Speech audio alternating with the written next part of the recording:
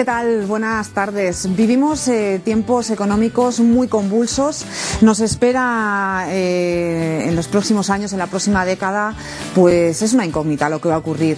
Pero nuestro siguiente invitado, el prestigioso analista financiero don Juan Ignacio Crespo, plantea la posibilidad de dos próximas recesiones en la próxima década. Lo hace todo en este libro, Las dos próximas recesiones, y hoy nos acompaña para explicarnos todo y para saber si tenemos algo que hacer al respecto. Don Juan Ignacio Crespo, buenas tardes. Buenas tardes. Bueno, un libro además prologado por De Guindos, el actual ministro de Economía. Yo no sé si significa que él está de acuerdo con lo que usted asegura en este libro. No creo que esté de acuerdo, pero don Luis de Guindos es una persona con miras muy amplias y no le importa prologar un texto que tiene afirmaciones que son discutibles. Usted dice que a España le esperan dos recesiones, en una concretamente ya estamos. ¿Para Sí. cuándo sería la siguiente? Bueno, cuando yo le propuse a la editorial, o la editorial me propuso escribir un libro y yo propuse este título y este contenido, claro, hacía un año, ¿no? Pasó un año en el que se escribió el libro y la primera de las dos que anunciaban el libro pues ya está aquí, ¿no? Como todo el mundo sabe y como ha certificado hoy el Instituto Nacional de Estadística. La siguiente pues a caballo entre 2015 y 2016, esa es la tesis del libro. Precisamente se trata de estadística porque don Juan Ignacio Crespo llega a esta conclusión a base de un análisis de la historia, ¿no? De observar mucho. Usted asegura que se produce en 100 años unas 3 veces, ¿no? Cada 100 años una recesión. Sí, mi análisis lo he llamado chartismo histórico.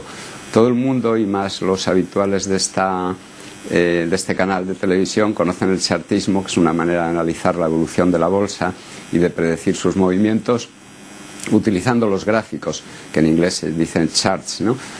Pero lo que pasa es que en ese método se utilizan series temporales cortas, a veces de minutos, a veces de días, de meses, pero nunca de cientos de años, que es lo que yo he tratado de hacer aquí.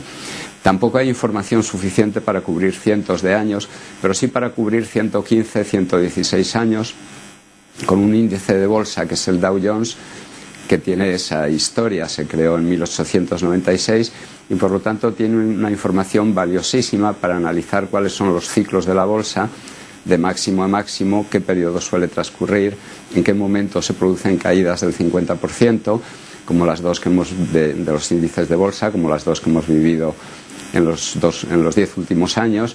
Bueno, ese análisis que he llamado chartismo histórico lo que trata es de sacar conclusiones y generalizarlas. Y bueno, y de manera aventurada en este libro pues he proyectado esas conclusiones para predecir dos recesiones. Una ya está aquí, la otra ya veremos. Si es posible analizar la historia, ver lo que ha ocurrido y prever, ¿por qué, si usted es capaz de hacer esto, por qué un gobierno no es capaz de hacerlo? ¿No aprendemos nada? ¿Es más difícil, más complicado de lo que parece? Bueno, primero este método no estaba de moda antes. La moda en economía durante años y años, desde los años 50, ha sido aplicar matemática mucho más dura, mucho más difícil de comprender, es decir, métodos de la estadística matemática a la econometría, para construir la econometría y para hacer predicciones, ¿no? Métodos de series históricas mucho más complicados de utilizar, pero que los resultados que dan son muy mediocres por una razón muy sencilla, porque son muy inerciales. Entonces esos métodos de econometría, cuando todo va bien, suelen dar buenos resultados para los años siguientes. Cuando todo va mal, también dicen que todo va a ir mal en los años siguientes, es decir, son incapaces de captar los cambios de ciclo. Entonces, esta es una manera radicalmente distinta de analizar la situación. Yo creo que los gobiernos sí pueden hacerlo, es decir, no es una ciencia especialmente complicada. Lo que ocurre es que un gobierno no puede decir que va a haber dos recesiones, porque solo con el hecho de decirlo las precipita. Entonces, los gobiernos tienen que ser muchísimo más cautelosos en este tipo de cuestiones, ¿sí?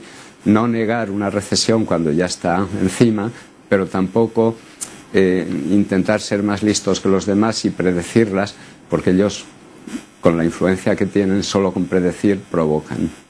Bueno, una cosa es no decirlo y otra cosa es negarlo, ¿no? Como ocurrió en el gobierno de Zapatero, donde la crisis parecía que no existía. Esto tampoco es algo bueno, ¿no? Yo creo que es algo contraproducente al final. Normalmente los gobiernos tienden a negarlo siempre hasta que las circunstancias ya lo hacen, no ya evidente, sino de una evidencia palmaria, ¿no?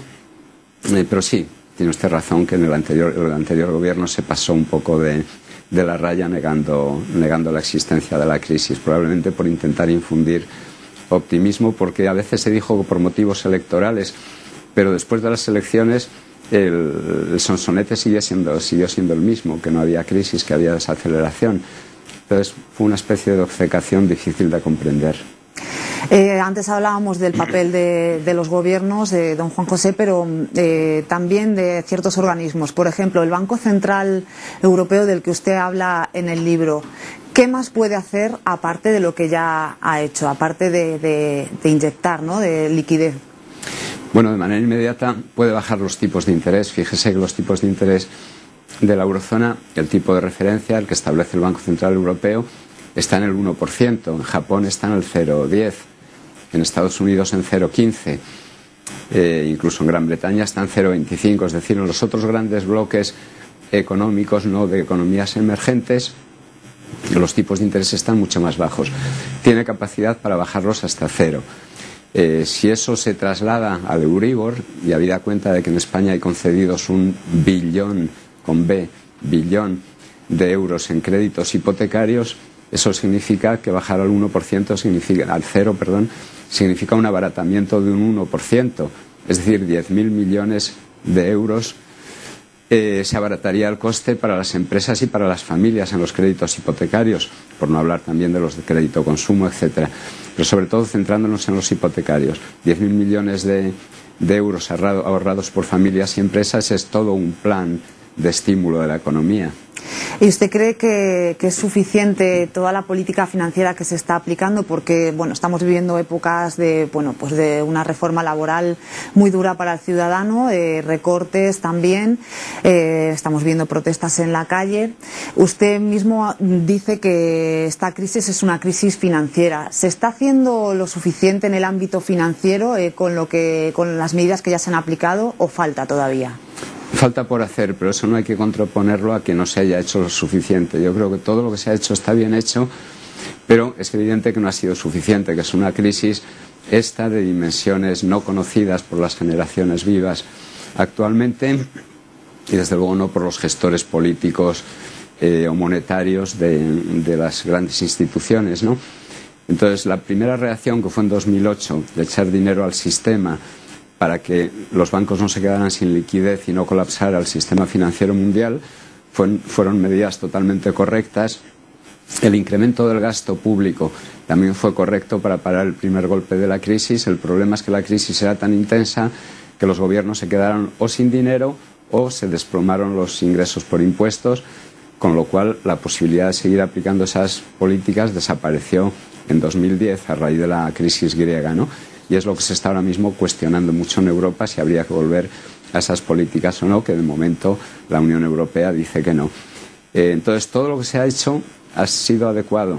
Toda la recapitalización que se ha hecho en el sistema financiero español, las fusiones de cajas, la reducción del número de entidades, todo eso ha ido en la línea correcta, pero es evidente que no es suficiente y ahora mismo el gobierno español está sufriendo una presión fortísima por parte de instancias, tan claras como el Fondo Monetario Internacional, para que se recapitalice mucho más la banca española.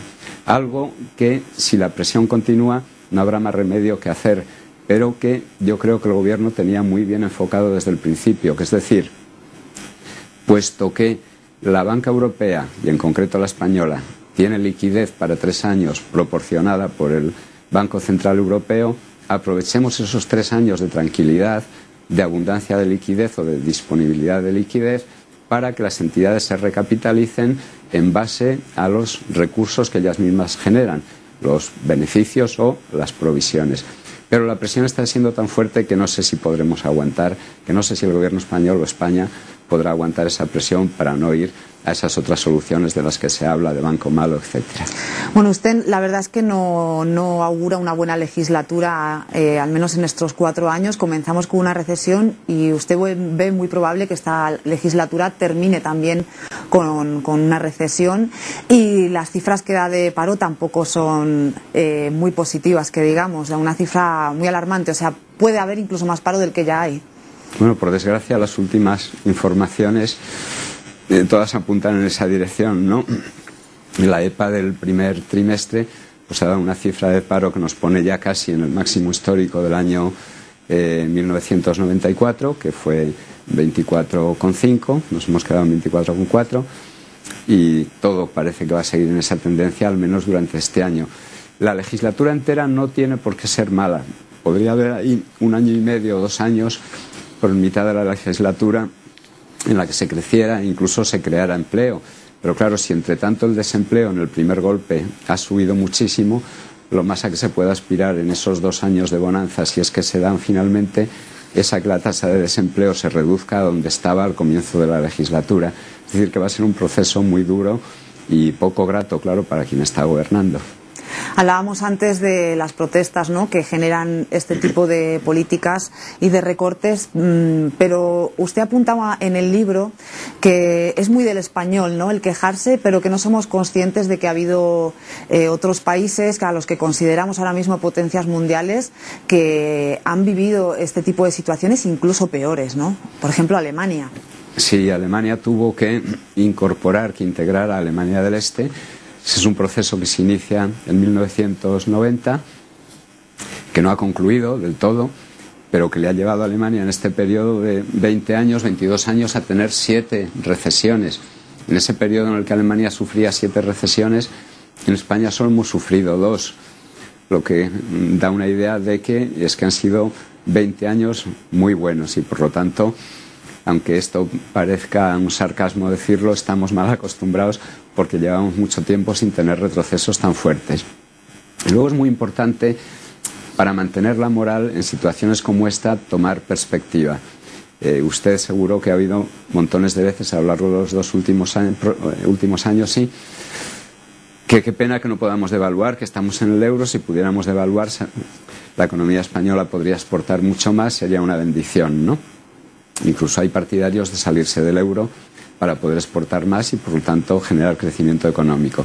Pues vayámonos 17, 18 años atrás, a 1992, 1995.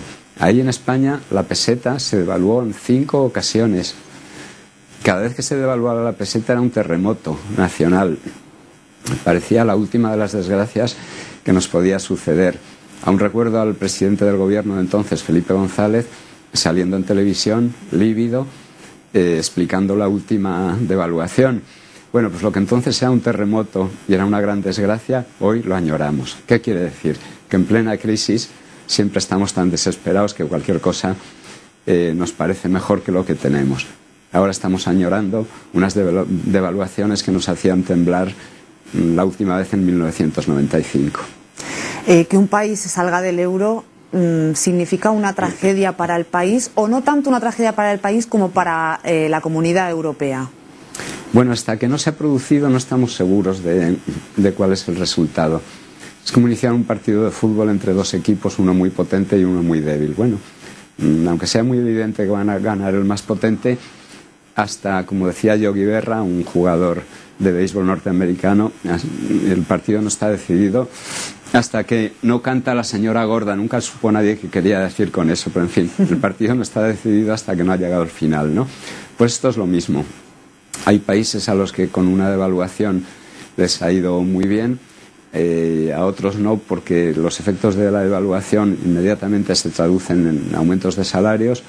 Los aumentos de salarios se comen las ventajas de la devaluación y poco tiempo después se está con una moneda débil y los mismos problemas que antes. Aquí, como además a lo largo de los 12 años o 13 de existencia del euro, desde 1999, aunque el euro no lo tuvimos en los bolsillos hasta 2002, se han generado los balances bancarios con sus activos y pasivos en euros. Entonces, hay obligaciones en euros que, si el país que sale del euro cómo las asume con una moneda muchísimo más débil. Es decir, nadie está seguro de cuál podría ser el efecto dominó de una salida del euro de un país y, por lo tanto, todos tendemos, o una gran mayoría hoy por hoy, a rechazar esa idea de salirse del euro. ¿Usted cree, don Juan Ignacio, que el euro fue un error? No, yo creo que no. Lo que pasa es que sí hubiera sido muy acertado pensar en crisis y hacer no solo la construcción del euro, sino la de un tesoro único europeo, de tal forma que, estableciendo el paralelismo con un Estado federal como es Estados Unidos, tuviéramos en Europa un tesoro único, igual que tenemos un banco central único. El problema, como ya sabe todo el mundo a estas alturas, es que tenemos un banco central único, pero no un tesoro único. Y las fricciones que se derivan de eso es lo que están acentuando esta crisis financiera que empezó en el 2007, pero que se intensificó a partir de 2010. Otra de las preocupaciones, una posible ruptura de la Unión Europea. ¿La ve posible? No, hombre, imposible no hay nada, pero muy poquito probable. Si me preguntara por la probabilidad de eso, le diría un 5%, o sea que prácticamente ínfima ahora mismo. En este proceso, aunque se critica mucho a los líderes europeos por falta de visión, perdón, lo que estamos viendo son unos líderes europeos que hacen y rehacen acuerdos, que no se dan por vencidos en ningún momento y que, a pesar de todas las dificultades, mantienen la eurozona como un grupo de países con la misma moneda y la Unión Europea. Es decir, hay que alabar a Angela Merkel y a todos los demás que han estado y están al frente de los países europeos por esa determinación para no arrojar la toalla, para mostrarse incansables en hacer y rehacer una y otra vez los acuerdos, de tal forma que todo este entramado tan complicado se mantenga. Pues don Juan Ignacio Crespo, vamos a ver si el tiempo le da a usted la razón. Hace poco veía una entrevista suya donde decían: a mí me cuesta creer lo que usted dice, y usted decía: dentro de 6 años nos sentamos aquí y lo veremos. Pues así será. El tiempo al final es el que tiene la última palabra. Mientras tanto, les recomendamos este libro, Las dos próximas recesiones, si quieren hacerse una idea de lo que va a ocurrir en esta década. Muchísimas gracias, don Juan Ignacio Crespo. Y gracias a usted. Y ustedes ya saben, no dejen de seguirnos aquí en Magabusiness.